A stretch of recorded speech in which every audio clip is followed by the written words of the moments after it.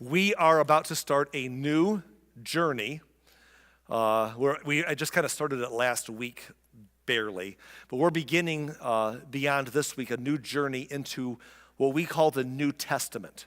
The New Testament, which, by the way, was originally called the New Covenant, but then later in the Latin and with the Roman Church's influence became known as the New Testament. But we also can refer to them as the Christian Scriptures. Whenever you see the word Scriptures, don't get freaked out by that. Scriptures simply means writings. So it's the Christian writings. Just like the Old Testament or the Old Covenant writings were the Hebrew Scriptures or the Hebrew writings, told the story of Israel. The Christian Scriptures tell us the story of Jesus and the early church. And we're about to begin this journey through the Christian writings, the New Testament collection together. Now, today I got bad news and good news for you, maybe. The bad news might be that if you like the stories that we tell Sunday to Sunday, there are no stories today. Today is going to be Nerd Day again. It's like the eighth day of the week. It's Friday, Saturday, Sunday, Nerd Day. This is Sunday. It's both. So this is Nerd Day, but I have no candy to pass out to you today to help you through it, because we're going to do we're going to do today for the New Testament what we did for the Old Testament when we started that, which is to give you an overview of what's coming for the foreseeable future. So today is kind of an introduction to the New Testament, an overview. No stories today. I'm sorry. But the good news is, starting next week, we're going to get into the stories of the New Testament, beginning next Sunday and beyond. But I need to set the stage today. So hopefully, now at the end of my message, I will give you something hopefully practical to take home. But in the meantime, just get ready to be into school or something right now, I guess. I don't know. Hopefully it's more interesting than otherwise. The New Testament, or the Christian Scriptures, contains 27 books.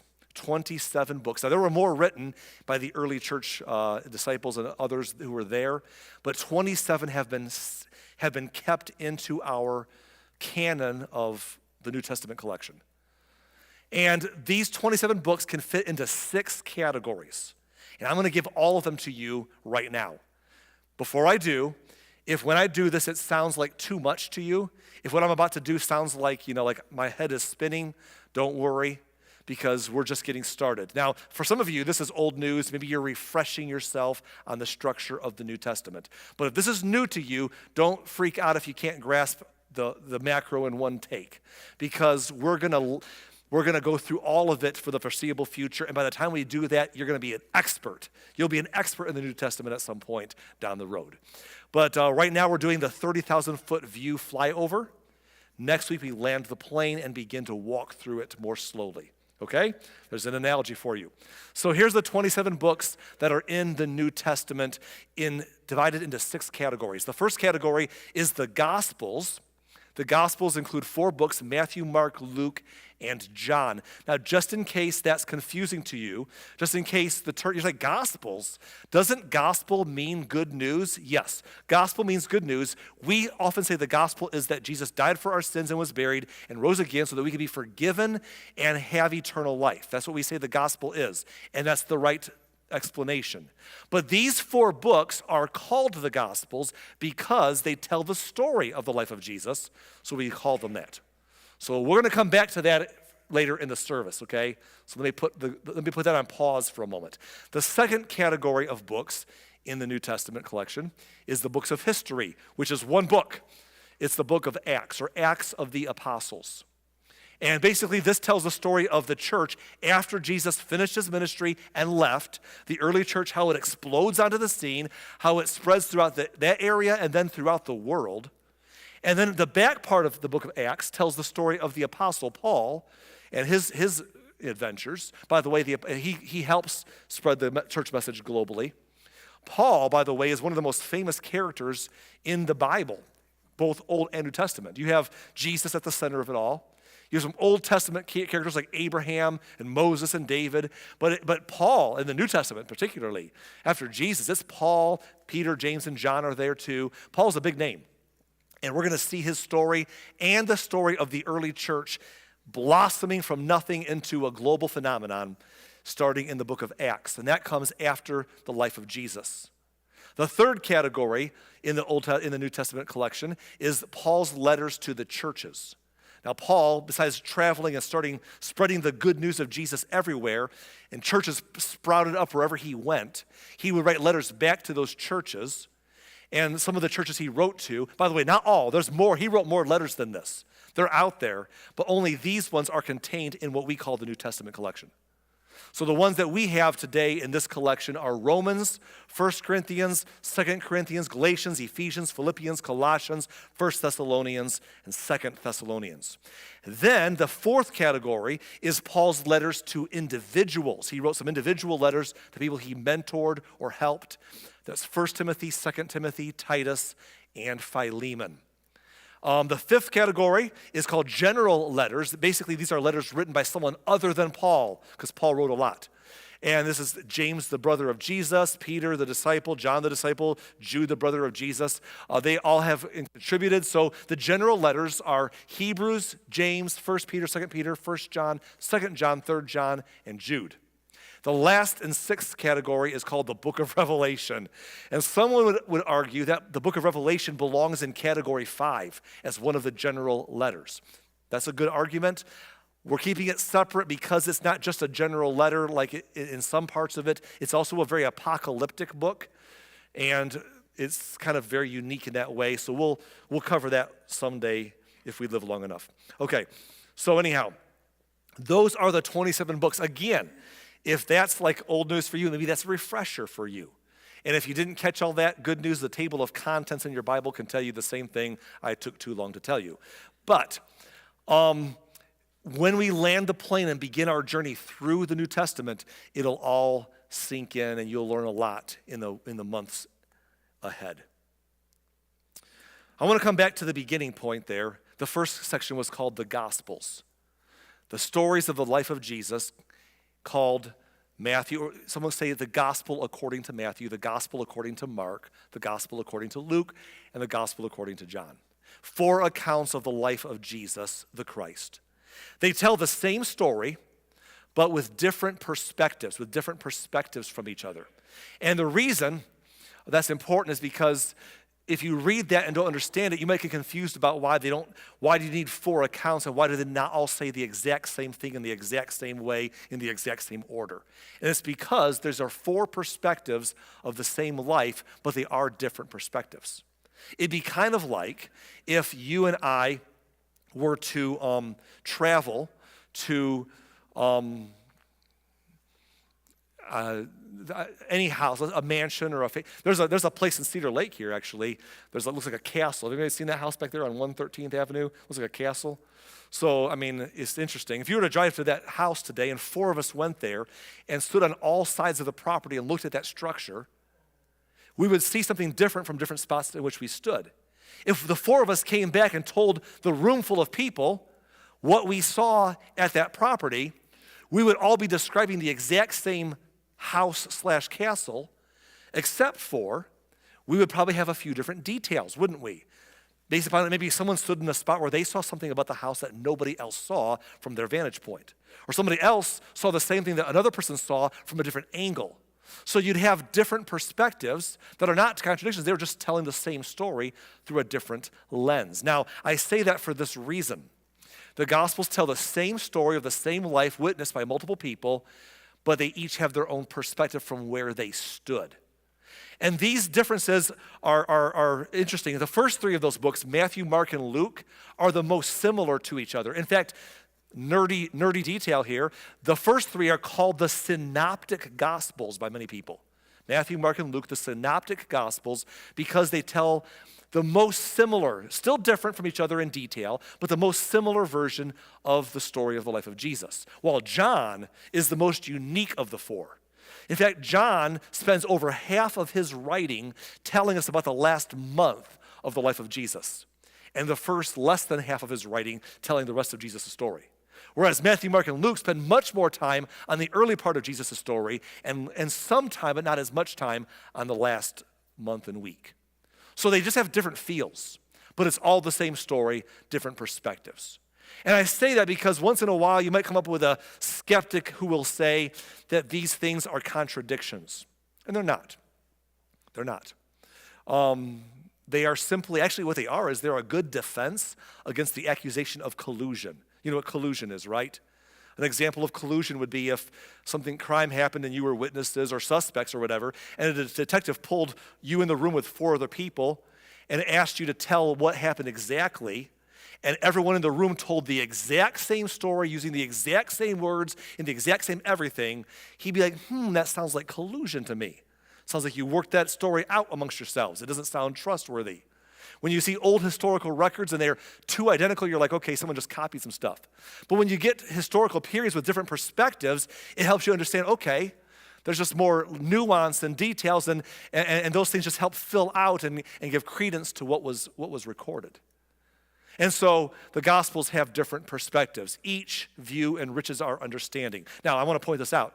The way they're different, some of them will tell stories that the others won't tell. Sometimes a story is only in one of the 4 accounts. Sometimes it's in 2 of them. Sometimes it's in 3. Some of them are in all 4 accounts. Sometimes their chronology of how the story is laid out is differently because chronology was not the point of the writing. But we can read that and say, well, wait a minute, I thought this happened before that. It doesn't matter. Sometimes it does matter. Sometimes it doesn't matter. You can usually tell the difference with very little effort.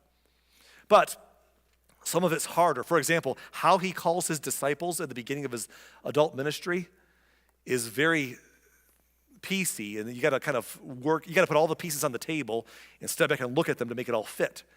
And so we're going to see all that stuff because the stories are different, the details are different sometimes in the stories and so forth. Again, because it's not a collusion of story, it's a unique perspective of the life of Jesus from multiple viewpoints. Just a moment here, I'm going to walk you through the first couple, maybe the first verse or 3 of each of these 4 gospel accounts, just so we can see how they begin. Before I do, let me just talk about the authors and their personalities for a little bit, okay? The authors are 4-fold. Matthew is one. Matthew was one of the 12 disciples of Jesus Christ. He was up close and personal. He was a former tax collector who became a believer and a follower of Jesus. And Matthew is an interesting guy. In fact, if you've ever watched the TV series The Chosen, you see Matthew is portrayed on there as almost someone who's on the spectrum a little bit, right? Which is an interesting take on Matthew because he's really good with numbers and details, but not so good socially. It's an interesting version of Matthew because you're trying to find a sympathetic character. Most people hated the countrymen among them who were traitors enough to collect taxes for the Roman oppressors. And Matthew did that before coming to Jesus. So the Chosen gives him an interesting viewpoint. I'd love to think that's true. Who knows? But Matthew, his version is genealogical records and proving that the Old Testament and New Testament version of Jesus is the same. He's the king of the Jews. He tells the story of Joseph, the stepfather of Jesus, before Jesus is born. He tells the story of not baby Jesus. He tells the story of toddler Jesus, like little 1 or 2-year-old Jesus running around, okay? And so just one story, not much about Jesus as much as what was happening around him. That's Matthew. That's his version. I'm going to jump ahead to John. John is also one of the 12 disciples of Jesus. He was probably the youngest of the 12 disciples. He was a fisherman with his older brother James, and Peter and Andrew, all 4 who became disciples of Jesus. John was most likely the youngest, and he definitely outlived the rest of them. And he writes this and other things later in his story. Now, John, his story, we'll get to John in a minute here. Let me go to Mark. Mark is a name that you won't see until you read the book of Acts, the history of the church. Mark pops in there a couple times along the way. He's even mentioned in the epistles later on. But Mark, most people believe that when Mark writes this account of the life of Jesus, he's actually writing down what Peter remembers. He's writing Peter's story down. Peter was one of the 12 disciples. He was kind of the leader. He was kind of a hard-charging, shoot first, think later sometimes, good leader, most of the time guy. Peter probably wasn't going to sit down and write anything, okay? But he told his story to those around him. He was very close at one point with Mark, and Mark writes down the account of Jesus' life largely from Peter, we believe, is his recorded version. Which means if that's the case, which we believe it is, that Matthew and Mark and John are all three records of the life of Jesus recorded by 3 of his 12 disciples, although one was through another pen. Which leaves us with Luke. And Luke is the most unique of all of them. Luke was not a disciple of Jesus. In fact, Luke, guess what does anyone know what Luke did for a career at first? He was a doctor, right? Said that. Doctor, he was a physician, right? Good job. He was a physician or a doctor who became a believer and a follower of Jesus after Jesus was finished with his ministry. Luke actually tagged teams with Paul the Apostle on his missionary work. You'll actually see Luke enter the story in the first-person narrative in the back part of the book of Acts. Well, Luke stops being a physician, it seems. Maybe he still practices, I don't know. But he becomes a historian. He goes back, he writes the story of Paul, which he witnesses firsthand, and then he goes back and researches the life of Jesus and cross-references sources and separates fact from fiction and does a lot of hard work to give us an accurate account of the life of Jesus. He then writes another historical book, also deep research and cross-referencing his sources and so forth, to write the history of the early church in Acts. Acts and Luke are both written by Luke, former doctor turned historian and believer in Jesus. So anyhow, they're all 4 different. For example, Luke and Matthew both tell early stories of young Jesus' life. Luke tells us the Christmas story of the birth of Jesus and stories before Jesus was born about Mary, his mother, and other people. Matthew tells early stories of Jesus. Mark does not, and John does something different. Well, let's look at those together. Ready? We'll read a couple verses from each of these 4 accounts. I told you it's nerdy today, but hopefully it's helpful. The first one is Matthew. Matthew 1:1 begins this way. This is a record of the ancestors of Jesus the Messiah, a descendant of David and Abraham. I will not expound on that anymore because if you were with us last Sunday, we had a whole message from the first 6 verses of Matthew about this section here. But just notice that Matthew, this numbers and details guy, writes down this chronology, this genealogy of Jesus' life and stories of young Jesus before he was born and while he was little. And then he gets into the adult ministry of Jesus. Mark is different. Okay, when I get to Mark, I'm going to tell you right now, Mark does not mess with the birth of Jesus or genealogies. Again, especially makes sense if Peter is the one who's sending the message through him. Peter doesn't care about all that kind of stuff. So when Mark writes his account down, he just jumps past genealogies. He jumps past baby Jesus. He wants to start with adult Jesus doing adult stuff. And so Mark begins with the adult ministry of Jesus at the age of 30. Mark chapter 1 verse 1 says, "This is the good news about Jesus the Messiah, the Son of God. It began," and then he begins. He's off to the races. In fact, Mark chapter 1 verse 1 kind of starts where Matthew and Luke get to in chapter 4, because he just skips all those early stuff and gets to the 30-year-old Jesus. All right? Now Luke is like Matthew. He goes back to the early days. And notice, remember, Luke is the historian. He was not one of the 12 disciples, but he was careful. Watch what he says in Luke chapter 1, verse 1. He says, "Many people have set out to write accounts about the events that have been fulfilled among us. They used the eyewitness reports circulating among us from the early disciples. Having carefully investigated everything from the beginning, I also have decided to write an accurate account for you, most honorable Theophilus." Theophilus is the person that Luke is dedicating in his foreword of his book here. Theophilus is the one he dedicates his writing to. It's interesting because Luke also writes the book of Acts, and at the beginning of the book of Acts, he also dedicates that history book to Theophilus as well. Whoever Theophilus was, he got these books dedicated to him at the beginning. He says, here's what I've done for you.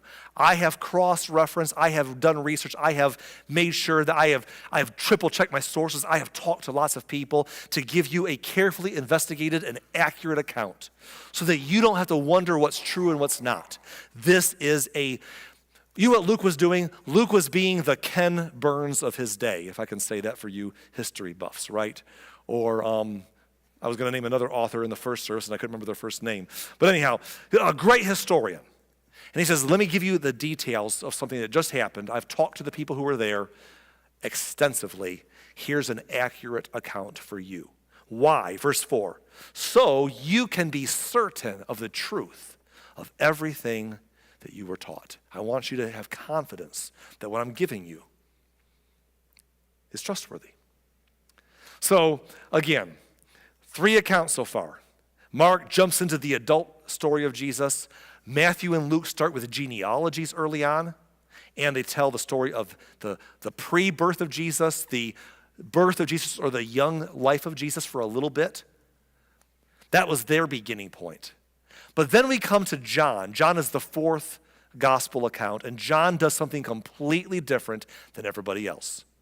John is going to take us to the beginning, but a very different beginning than the rest. John's going to call their attention back to the beginning of everything. So he goes back to the beginning of the Hebrew Scriptures, or the Old Testament. The first book of the Old Testament, somebody tell me the first book of the Old Testament is? Genesis. And Genesis chapter 1, verse 1 begins with, in the beginning, God created the heavens and the earth. And of course, the story of creation is laid out, whether you want to absorb that as very, very literal or poetic to explain the stuff that we understand as we understand the science of the world more. It does not matter how we sort that. The bottom line is Genesis begins by saying, in the beginning, God did it all. And so John, when he writes his account of the life of Jesus 2,000 years ago from now, does not start with the genealogy record, doesn't start with baby Jesus born in the manger or the story of, he starts with a different beginning. So watch how John begins his gospel account in John chapter 1, verse 1. In the beginning, the Word already existed. So that when he says that, every one of his audience then, and even now who study the Bible, would know that when they read those words, their minds are pulled back to Genesis 1:1. And John begins with a reference, in the beginning, the Word already existed. And he says the Word. So by the way, the word there, the Word is a reference to Jesus, just so you know. You're going to see that throughout this next dozen verses that John refers to Jesus as the Word, that he was already around. So his beginning didn't start with Mary or Joseph. He was around way before then. And then he says the Word was with God and the Word was God. And when John mentions that, he is making a reference to the triune God, or the Trinity as we call it, which is a very complicated subject matter. To try to explain the Trinity, how could God be 3 persons in one? I don't know, that's kind of weird. Hard to understand. Folks, people have divided over trying to understand the Trinity so much that denominations have split from each other over the Trinity. People have been called heretics by other people over how they try to explain the Trinity. Isn't that sensible? Like, how you explain the impossibility to understand God is a heresy. So, and the people get mad because it's a big, complicated deal. And John's like, the Word was with God and the Word was God. Well, was he with God or was he God? Which is it? Yes, I don't know. I mean, yes, it's a mystery. It's big, but I'm just telling you, he was there. John chapter 1, verse 2 says this: he existed in the beginning with God. Verse 3, God created everything through him, and nothing was created except through him. Now, that's a big idea. Those of you that want to nerd out about creation and all that picture, here's a little thing to chew on. Him is Jesus. God created everything through him, and nothing was created except through him. And yeah, we hear a story as born of a baby to dwell among us a couple thousand years back, but John says that's not his origin. He was in the beginning, and everything was created through him, through Jesus. And nothing was created except through him. Isn't that an interesting thought for some of us to think about when we think about where this all began? It says in verse 4, the Word gave life to everything that was created, and his life brought light to everyone. Not only did he bring life into the world, he brought light into the world. We're celebrating the season of light. Look at verse number 5. The light shines in the darkness, and the darkness can never extinguish it. I love that. I love that. In other words, for 2,000 years now, people have tried over and over again to extinguish the light of the message of Jesus Christ. And they never succeed because the darkness can never extinguish it. And that's why 2,000 years later, on the other side of the planet, we're gathering in his name today, celebrating, because the darkness has never been able to extinguish the light that Jesus brought. Here we are. That's some good news right there. We're going to skip down to verse 10. I love this little section here. It's kind of sad, but it's interesting. Verse 10 says, he, referring to Jesus, he came into the very world he created, but the world did not recognize him. The idea here is that though he was the creator, as we saw earlier, the creator of all things, when he came into the world had taken the gift of life and the gift of freedom of choice or free will. We've taken those freedoms and we have abused them so bad and gone so far from God's original intent that when he shows up, when God in Abad shows up, the world didn't even recognize him. It says he came into the very world he created, but the world did not recognize him. Worse than that, verse 11, he came to his own people, and even they rejected him. Referring to the Jewish people who had prophets for hundreds of years prophesying that God was sending a Messiah, a Savior for the world coming their way. And they misunderstood what that meant, and they didn't even see him when he came. And they rejected him. And that's a whole story that we're going to see unpack in the months ahead. But I love verse 12. But to all who believed him and accepted him, he gave the right to become children of God. That word right, the right to become. Right could also be interpreted as authority, or some translations would say power to become. He gave the right to become children of God. Now, children of God is an interesting idea because the implication would be that all of us understand ourselves to be the creation of our Maker. That we are created beings and God is our maker. But that we are also a very rogue creation, right? We've made our own decisions. We've gone our own direction. We're a rogue creation. However, what's interesting is that God sent Jesus into the world to show us the heart of God, to bring us back into relationship with him.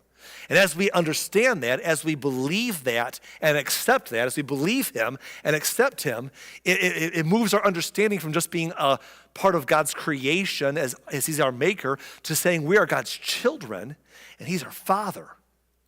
So it's a shift. It's a shift of relational dynamic that is mentioned here through our faith in Christ. Now, look at verse number 13. They are reborn, not with a physical, by the way, that word reborn is where we get the term born again. It's referenced a few times. They are being born. If you've heard that term in culture, being born again, it kind of comes from here. It says people who believe in him, they are reborn, not with a physical birth resulting from human passion or plan. You know what that means, right? Births come from human passion or plan. Like every one of you, on your birthday, you celebrate that 9 months before you were born, there was some human passion. Okay, you get the idea. Or plan, usually. Planning, sometimes not planning, but anyhow. But this is not a physical birth. This is a spiritual birth, a born again, a birth that comes from God. And while he's talking about our being born again through faith, in doing so, he's kind of shedding a little bit of a light on a bigger idea that he doesn't talk about so much as Matthew and Luke do, which is that Jesus himself didn't come in a traditional, his birth into this world was not his origin point. It was a physical birth from his already existence, that he was born not from human passion or plan, but a birth that came from God. And that we experience a spiritual birth through that faith in him the same way. Anyhow, one more verse to show you, and we'll spend a few minutes here and we'll be done today. I love this verse so much. John 1:14.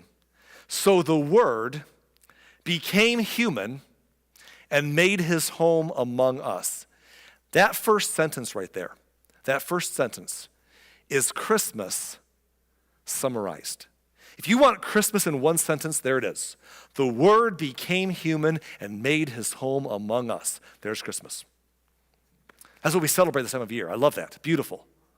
But then he says this, he was full of grace and truth, and we have seen his glory, the glory of the Father's one and only Son. And maybe someone would say, wait a minute, didn't you just say that we all become children of God or sons and daughters of God through faith? How's he the one and only? And the implication is that we are God's creation, a rogue creation, who when we understand God's love for us and we believe that and accept that, when we through faith it's almost like an adoption into an understanding of being God's children. Jesus was something completely different. He was from the beginning. The older translations say the only begotten Son. Same idea, the one and only Son. He's a whole different ballgame. And so that's what the author is referencing here in this verse. Now, that's all the ground we're going to cover. I'm not done yet, but that's all the ground we're going to cover today. I told you there's no stories today. I'm so sorry if you like the stories of the Bible. Good news, we're back to the stories next week and beyond. But I felt it was important to give us an overview of the story. And that was what today was about. So hopefully you understand the New Testament, 27 writings collected in this one big collection, the Christian writings. The first category is the Gospels, the story of Jesus' life, Matthew, Mark, Luke, John. They're different, but they're the same story, just different perspectives. They all tell a different angle. Matthew and Luke from the birth time of Jesus, Mark from the adult time of Jesus, John from the very beginning, and then he jumps into the birth to the adult ministry of Jesus.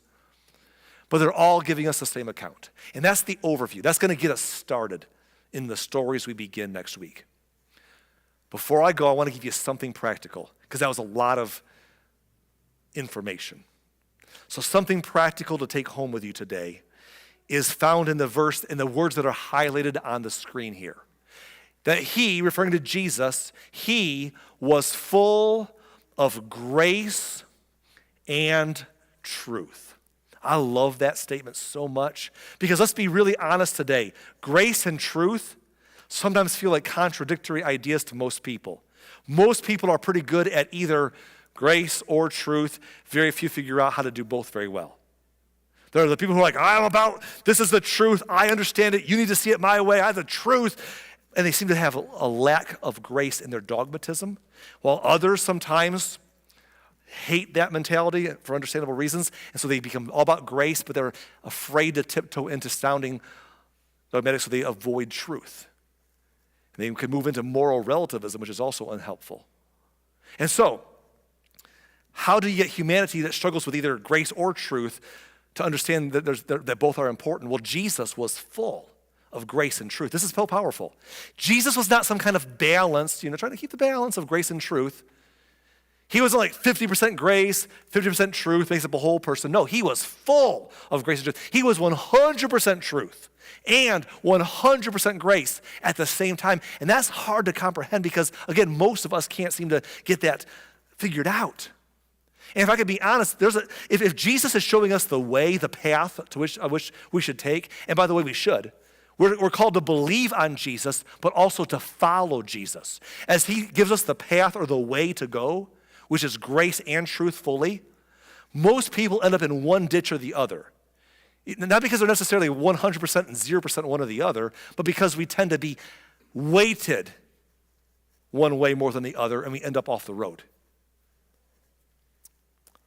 Again, some people fall themselves into just, I don't know, there's nothing truth. What is truth, And others fall into a spot where they're so dogmatic about the truth that they understand that they seem to forget the importance of grace. And so that lack of what Jesus did makes us very toxic people in the culture we're trying to reach.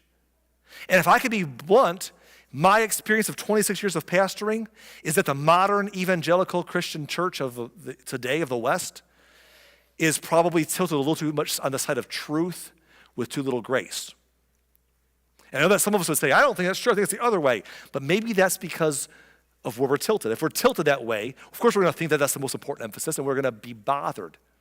But I watch all the people who are far from God, and what they hear, the message they're hearing from us, is one of very certainty about truth and not much grace that they feel being portrayed. We have to give grace to each other.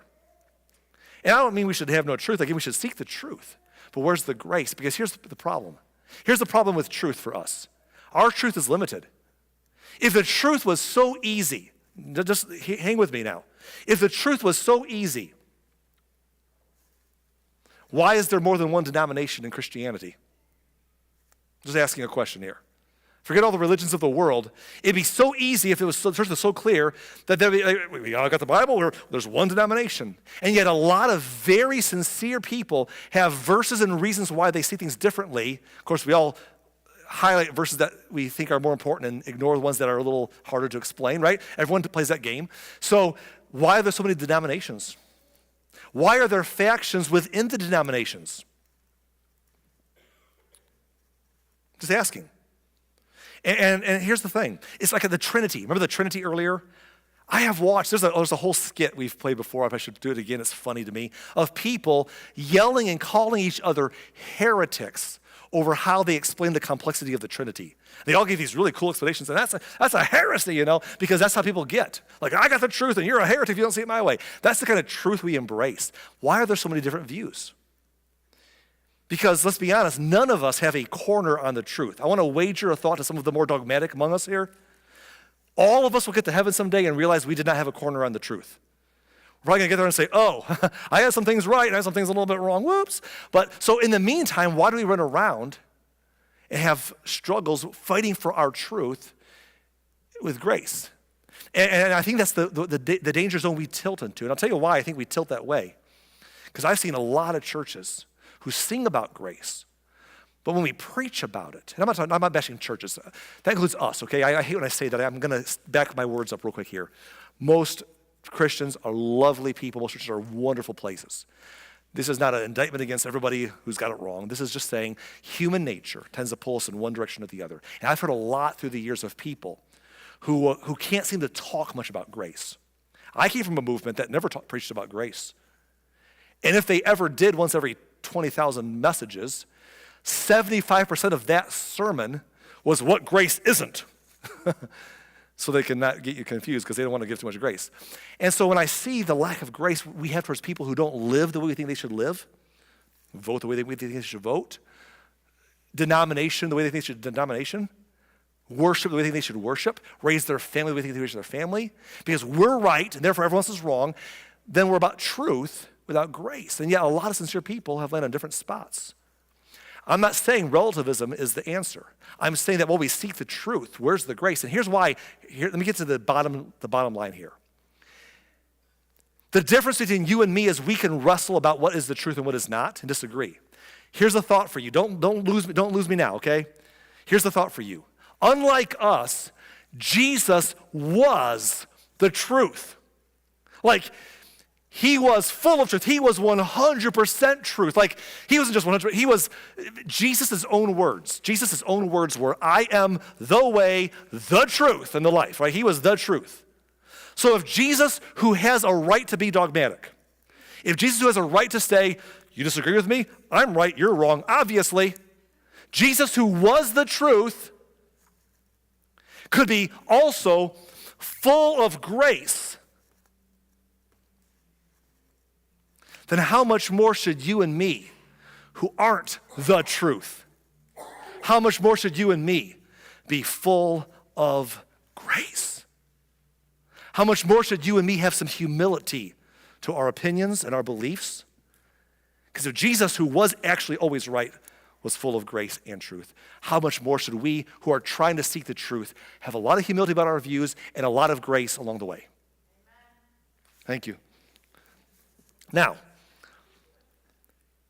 here's the answer. And I know we're not Jesus. We are probably more in the balancing act of it all. Like almost all of us, we're like driving the car on the road and the car drifts to the left, so you course correct. But you can't keep course correcting, you'll be in the ditch on the right. So we're probably going to course correct as humans because we're not Jesus, right? But we're striving to be like him. We're striving to believe on him and follow him. So I have a statement to give you today that I love. It's a simple statement. It goes like this. Jesus is the best of both worlds. I love that statement. I'm going to tell you, that's an Anthony Curtis statement. He hates me giving him credit for it, but that's an Anthony Curtis statement. Like when we were sitting down planning the sermon, and I'm like rambling like I'm doing right now to all of you, and he's like, okay, here's Arlen's vision for the sermon. He heard that, and he sat down, and he wrote those words and showed them to me. I'm like, Anthony, that's phenomenal.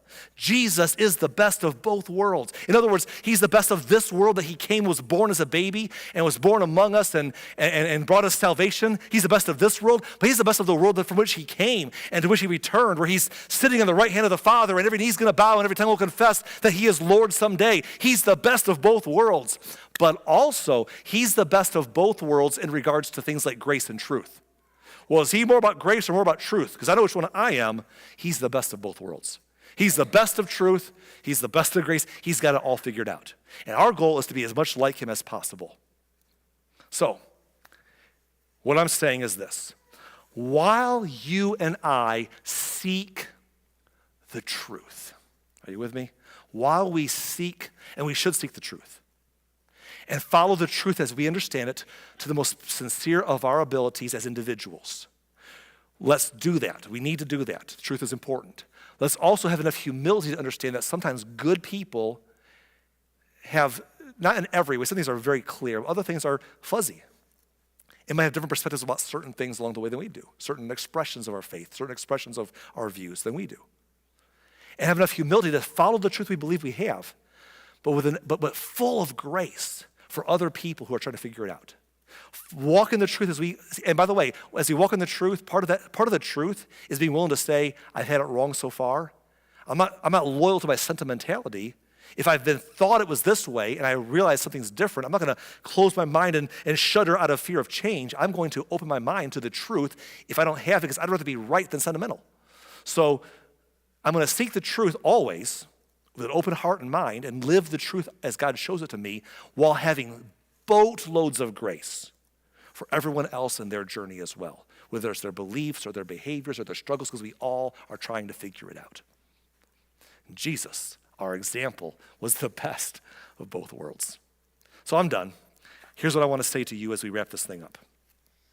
A lot of information today with a little application at the end. The stories begin next week. May we both believe in Jesus as we go through this thing, and may we follow him as well.